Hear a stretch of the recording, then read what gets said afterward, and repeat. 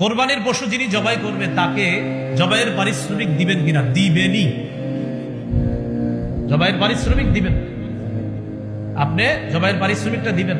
আমার বয়ান শুনে অনেক হয়তো কমেন্ট করতে পারে যে হ্যাঁ মনে হয় এর জন্য কইছে। আমি আমার জিন্দিগিতে 2টা পশু ক্রয় করছি, মাত্র জবাই করছি জিন্দিগিতে 2টা পশু। তার মানে আমি আমার জন্য বলছি না, এটা অধিকার, এটা সঠিক কথা, তাই বলছি। কোরবানির পশু যিনি জবাই করবে তাকে পারিশ্রমিক দিবেন, এটা হাতের কষ্ট, এটা জবাই করা অনেক কষ্টের ব্যাপার। এই জন্য যারা জবাই করবে তাদেরকে দিবেন।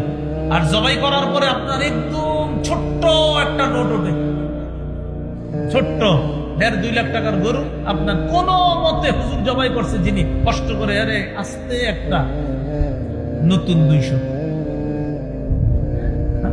এটা তো আপনার শরম করা উচিত ভাই, সত্যি বলছি। হ্যাঁ, আপনার শরম লজ্জা থাকা উচিত, এটা শরম লজ্জা থাকা উচিত। এটা আমি ওই যুগের কথা বলছি যে যুগে আমার বেতন ছিল 5,000 টাকা। ওই যুগে আমরা যে কোরবানি দিছি, ওই কোরবানি যিনি দিয়েছেন প্রায় 10 বছর 8 বছর আগের কথা, তাদেরকে আপনার ওই 100-200 দিনই।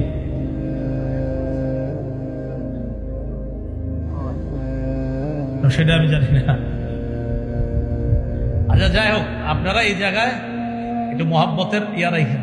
তো এই জন্য এরকম 100-200 পরে কারে, এটা কি কোনো কথা?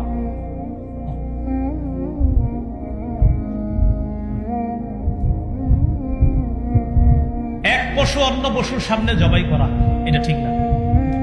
এক পশু অন্য পশুর সামনে জবাই করা ঠিক না।